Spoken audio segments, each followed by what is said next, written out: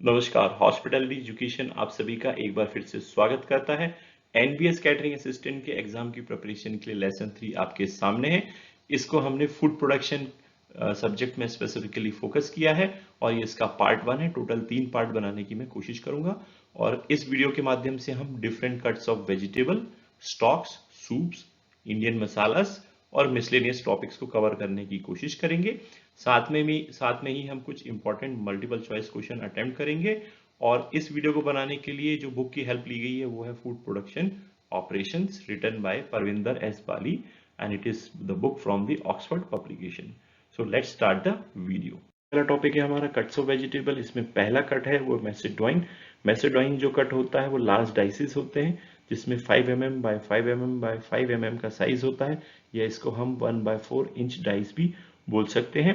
और ये कट जो होता है नॉर्मली पीज या ग्रीन पीस के लिए भी किया जाता है।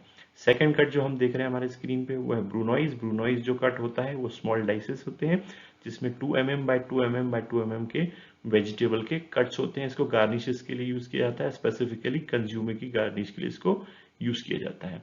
तीसरे नंबर का जो इंपॉर्टेंट कट मैंने दिया है वो है शिफनेड है। शिफनेड जो होता है एक स्लाइसिंग टेक्निक होती है जिसमें कि ग्रीन लीफी वेजिटेबल जैसे स्पिनैच, सोरल जैसी वेजिटेबल्स को लॉन्ग थिन स्ट्रिप्स में काटा जाता है। चौथे नंबर का जो कट है वो पाइसेन है। पाइसेन जो होता है वेजिटेबल की स्लाइसेस होती हैं जिसको कि 1 mm थिक में काटा जाता है और पाइसेन का जो पर्पज है, यूज है, वो सॉटेड प्रिपरेशन या गार्निश में किया जाता है। स्पेसिफिकली इसको मिनिस्ट्रियन सूप की गार्निश में यूज किया था। अगला जो सबसे इंपॉर्टेंट है जो एग्जाम में बार बार मेरे सामने जो है इसको 3 बार पूछा गया है, 2018, 2019 और 2014 के एग्जाम में भी इसको पूछा गया था। मायरपुआ जो होता है एक फ्लेवर बेस वेजिटेबल्स होती हैं जिनको कुक किया जाता है सूप, स्टॉक्स और वेरियस फ्लेवरिंग्स के लिए इसको यूज किया जाता है। और जो मायरपुआ है वो कॉम्बिनेशन होता है आपके chopped carrots, celery and onion. इसका जो कॉम्बिनेशन होता है, जो रेशियो होता है वो 2/1/1 मतलब 2 रेशियो अनियन का, 1 रेशियो सैलरी का और 1 रेशियो कैरेट्स का है। तो इसको याद करने के लिए आप OCC का फॉर्मूला याद कर सकते हैं। O फॉर अनियन जो जिसका रेशियो 2 होता है, C for celery and C for carrots, इनका रेशियो 1/1 होता है। अगला जो इम्पोर्टेंट कट है वो आता है मिंसिंग। मिंसिंग जो होता है that is called chopping the vegetable very fine. और ये हर्ब्स की गार्निशिंग के लिए या फिर स्टफिंग के लिए इस कट को यूज किया जाता है। इसका साइज भी जाके आप पढ़ सकते हैं, 1/8 या 1/16 इंचेस इसका साइज होता है। जो लास्ट कट है, जो इम्पोर्टेंट कट है वो टॉर्ने है या शैतू कट होता है and that cut is use for turning vegetable into the barrel shape. इसका भी जो है जो वेजिटेबल है उनको ट्रिम किया जाता है और ट्रिम्ड वेजिटेबल की लेंथ अप्रॉक्सीमेटली 2 इंचेस होती है। इसके अलावा कुछ इंपॉर्टेंट कट्स हैं जो हम देख सकते हैं, वो उसमें आता है हमारा वेजेस, सेगमेंट और चॉपिंग भी एक इंपॉर्टेंट वेजिटेबल कट है। चॉपिंग होता है वो इवनली कट वेजिटेबल होती है या फिर हम इसको स्मॉलर ब्रूनाइज कह सकते हैं। स्टॉक एक इंपॉर्टेंट टॉपिक है। स्टॉक्स बनाने के लिए animal bones, meet, sea food या वेजिटेबल को सिमर किया जाता है एक्सटेंडेड पीरियड के लिए। मायरपुआ इसमें ऐड किया जा सकता है फ्लेवर को एनहांस करने के लिए। स्टॉक्स में कुछ इंपॉर्टेंट टर्म्स हैं। इसमें पहली जो टर्म है वो बुके गार्नी है जिसको पोटली बोल सकते हैं हम हिंदी में। This is a bag of herbs. इसमें जो मेनली कंसिस्टेंट जो इंग्रेडिएंट्स होते हैं वो है parsley, bay leaf and a sprig of thyme. अगली जो इंपॉर्टेंट टर्म है वो स्टॉक्स में है वो है वाइट स्टॉक्स। तो जो वाइट स्टॉक होता है वो जो बोन्स होती हैं, एनिमल की बोन्स होती हैं, उनको ब्लांच किया जाता है to get the impurities out of the stock और उसके बाद उनको वेजिटेबल्स जैसे कि लीक्स, अनियन, सैलरी, टर्निप्स, इन सबको पानी में ऐड किया जाता है और बोन्स को अच्छे से सिमर किया जाता है, लॉन्ग आवर्स के लिए कुक किया जाता है। तो वो कहलाता है हमारा वाइट स्टॉक। और जो वाइट स्टॉक होती है उनका जो यूज होता है वो वाइट सॉसेस बनाने के लिए, क्लियर सूप्स बनाने के लिए यूज होता है। और उसी प्रकार से दूसरा जो है हमारा वो ब्राउन स्टॉक है। ब्राउन स्टॉक्स जो होती हैं बोन्स और जो वेजिटेबल्स होती हैं उनको रोस्ट किया जाता है या फिर कैरामलाइज किया जाता है और साथ में टोमेटो पेस्ट को ऐड किया जाता है to give the brown colour. और यहाँ पे कॉमन मिसकंसेप्शन है कि व्हाइट स्टॉक जो है व्हाइट मीट से बनता है और जो ब्राउन स्टॉक है वो रेड मीट से बनता है, ये गलत मिसकंसेप्शन है। और जो ब्राउन स्टॉक है उसका यूज किया जा सकता है ब्राउन सॉसेस बनाने में, रेड मीट बनाने के लिए, स्ट्यू बनाने के लिए, या फिर ब्रेस्ड डिशेस बनाने के लिए इसका यूज किया जा सकता है। अगली जो इम्पोर्टेंट टर्म है उसका नाम है ब्रॉथ। ब्रॉथ जो होता है मीट को पोच किया जाता है या वेजिटेबल के साथ में इसको पोच किया जाता है इन अ लिक्विड मीडियम, फ्रेंच में इसको बुलियों भी कहते हैं। अगला जो इम्पोर्टेंट टर्म है वो है कोड बुलियों। कोड बुलियों जो है किसी भी लिक्विड को किसी भी स्टॉक को एसिडिक मीडियम जब यूज करते हैं जैसे कि वाइन या लेमन जूस, स्पेसिफिकली इसमें ऑयली फिश को पोच किया जाता है क्योंकि जो ऑयली फिश होती है वो बहुत सॉफ्ट होती है, और जब उसमें लेमन जूस या वाइन का यूज करते हैं तो उसका जो मीट है वो फर्म हो जाता है, वो थोड़ा हल्का सा हार्ड हो जाता है और वो उसके जो रेशे होते हैं वो टूटते नहीं है। Important term is remoulade. Remoulade को एक बार पहले पूछा जा चुका है। रेमोलाज का मतलब होता है रीवेटिंग या इसको सेकंड स्टॉक भी कहा जाता है। रेमोलाज जो होता है वो जो हम प्रीवियस एक स्टॉक बनाते हैं उसमें जो बोन्स और वेजिटेबल्स बच जाती हैं उसको हम स्टॉक को निकाल लेते हैं, और जो बची हुई बोन्स और वेजिटेबल है उनको एक बार फिर से स्टॉक बनाने के लिए यूज किया जाता है, दैट इज नोन एज रेमोलाज। जो सेकेंड बार जब रेमोलाज हम बनाते हैं तो वो जो स्टॉक होता है उसको जो होता है बहुत ज़्यादा कंसंट्रेटेड नहीं होता है, बहुत ही लाइट स्टॉक बनता है, और रेमोलाज को जो है पोचिंग के लिए यूज किया जाता है। सूप भी एक इंपॉर्टेंट टॉपिक है। सूप्स को 4 कैटेगरी में डिवाइड किया गया है: clear soup, thick soup, cold soups and international soup. तो जो क्लियर सूप होते हैं वो थिन लिक्विड होते हैं और वो जो है बैक ऑफ स्पून को कोट नहीं करते हैं, and it is very important to have full bodied thin soup, otherwise they would taste like just like water. तो इसमें जो है क्लियर सूप में सबसे पहली कैटेगरी आती है हमारी ब्रॉथ है। ब्रॉथ जो होता है एक स्टॉक बेस्ड सूप होता है विच इज नॉट थिकंड, वो थिकंड नहीं किया जाता है, एंड इट इज सर्व्ड अनपास्ड। जो ब्रॉथ्स होते हैं उनको अनपास्ड सर्व किया जाता है, and they are garnished with the chopped herbs, vegetables और मीट्स। और इसके एग्जाम्पल हैं हमारे ब्रॉथ्स के, वो है मिनेस्ट्रोने या स्कॉच ब्रॉथ। क्लियर सूप में अगली कैटेगरी आती है हमारी कंज्यूमे। कंज्यूमे जो होते हैं वो भी क्लियर सूप होते हैं जिनको कि क्लैरिफाई किया जाता है एग वाइट से, और जो कंज्यूमे होते हैं उनको नाम दिया जाता है जिस तरीके से उनमें गार्निश यूज करती है उस हिसाब से उस कंज्यूमे का नाम किया जाता है। अगली कैटेगरी है सूप में वो है थिक सूप। थिक सूप में जो पहली सब कैटेगरी है वो प्योरे है। प्योरे सूप जो होते हैं वो थिक सूप होते हैं which are made by cooking and then pureeing the vegetables और the ingredients used in the soup. इसके एग्जांपल है हमारे लेंटिल सूप और पोटैटो सूप।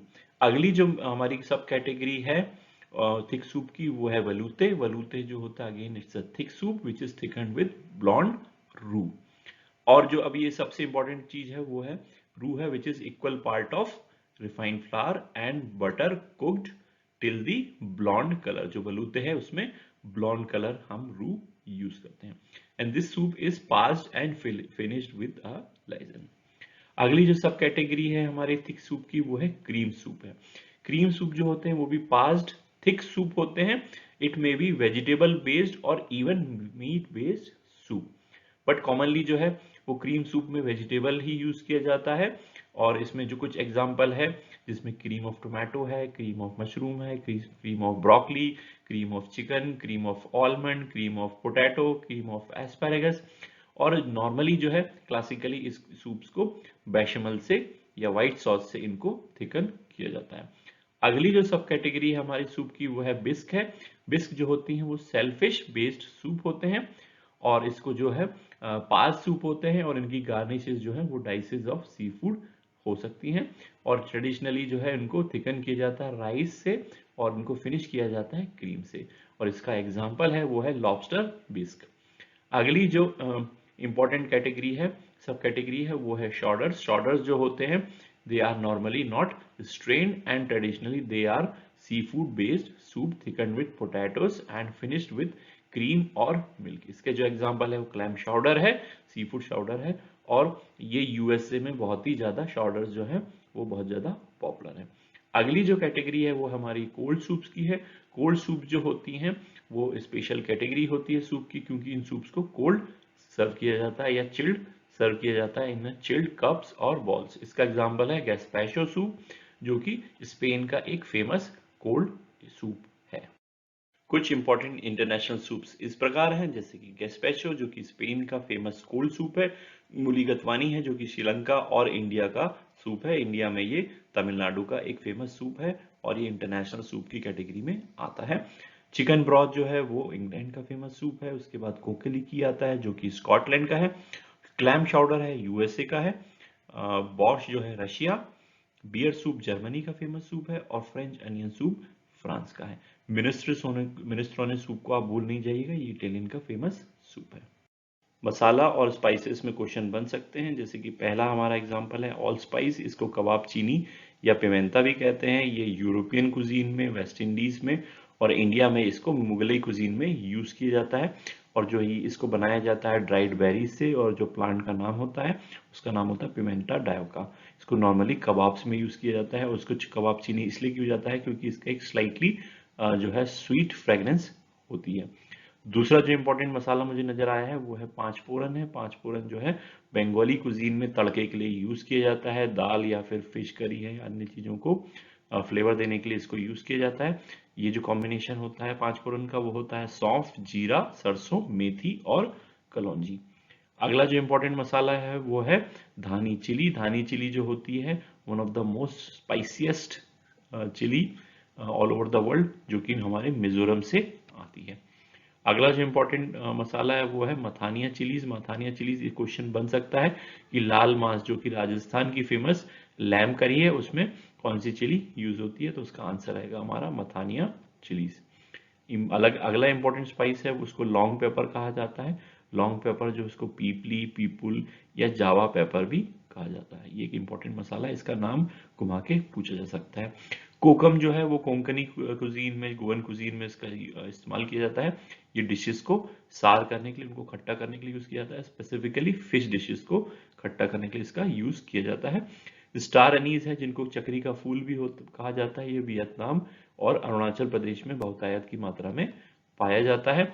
कुछ अन्य मसाले हैं जैसे फेनुग्रीक, लिकोराइस, मेस, नटमेग जिसको जायफल भी कहा जाता है, नेगेला सीड्स, पॉपी सीड्स या खसखस। इनके हम हिंदी में नाम पढ़ सकते हैं, इसको एग्जाम में पूछा जा सकता है। स्टोन फ्लावर या पत्थर का मसाला या कलपासी जो है हैदराबाद कुजीन में बहुतायत में यूज किया जाता है। इसको पत्थर का कबाब बनाने में यूज किया जाता है और ये एक मेन इंग्रेडिएंट होता है पोटली मसाले का, और चेट्टीनाड मसाले में भी इसका यूज होता है। पोटली मसाला जो होता है वो कॉम्बिनेशन होता है हमारा fennel seeds, whole coriander, cumin seeds, garlic, bay leaf, ginger and onions का। अगला जो इंपॉर्टेंट मसाला है वो है चेट्टीनड मसाला। इसमें star anise, stone flower, tamarind, red chillies, fennel seeds, cinnamon, cloves, black pepper, bay leaf, fenugreek और क्यूमिन का यूज इसमें किया जाता है। जकूटी मसाला पाउडर को भी हम डिस्क्रिप्शन में पढ़ सकते हैं। जकूटी मसाला जो है वो गोवन कुजीन में यूज किया जाता है। ये कुछ इंपॉर्टेंट क्वेश्चंस हैं जिनको कि हम एमसीक्यू की तरह से पढ़ सकते हैं। पहला क्वेश्चन है मेन कंपोनेंट्स ऑफ बायोगैस क्या होता है। इसमें आपको चार ऑप्शंस देंगे, आपको मीथेन पे आंसर करेक्ट लगाना है। ये इस क्वेश्चन को 2 बार पूछा जा चुका है पिछले एग्जाम्स में।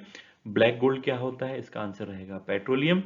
परचेज रिक्विजिट क्या होता है, तो परचेज रिक्विजिट क्या होती है, एक तरीके से रिक्वेस्ट होती है जो कि परचेज ऑर्गेनाइजेशन किसी भी आइटम को परचेज करने के लिए एक लिस्ट ऑफ मटेरियल बनाती है, और ये परचेज रिक्वेशन जो होता है वो एक इंटरनल डॉक्यूमेंट होता है।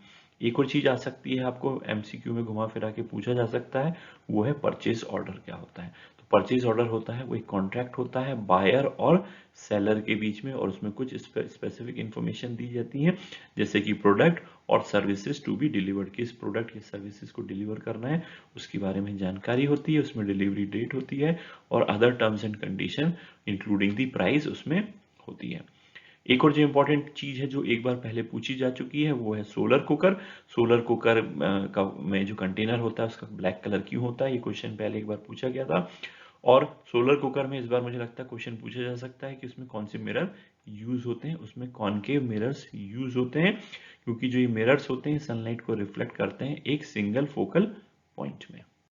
तो क्वेश्चन इस तरीके से पूछा जा सकता है, made from bones that have already been cooked in another food preparation resulting in a weak flavour. तो हमको ऑलरेडी पढ़ चुके हैं, एक तरीके का स्टॉक होता है उसका नाम होता है रेमू लाच।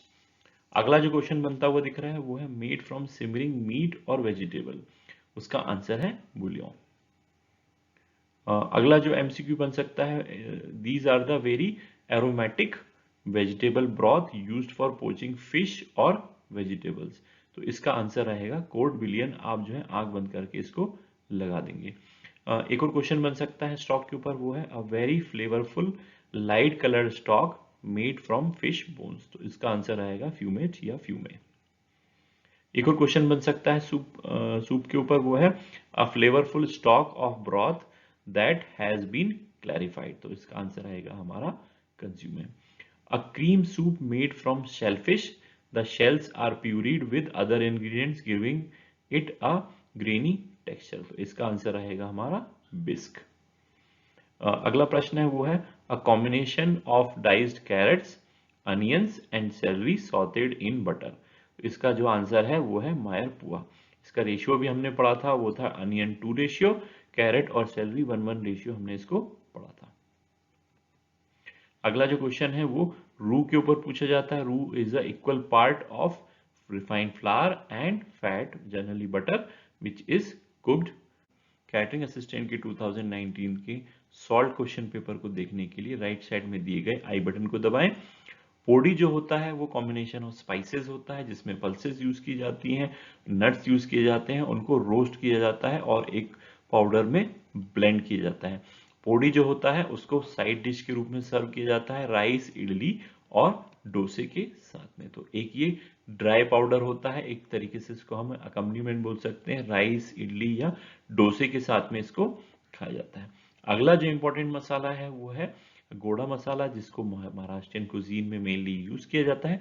और गोड़ा का मतलब होता है स्वीट सफली, स्वीट फ्लेवर, जो कि आता है हमारा स्टोन फ्लावर से। स्टोन फ्लावर जो होता है हल्का सा उसमें मीठापन होता है, वहीं से इसको गोड़ा मसाला को गोड़ा नाम दिया गया है।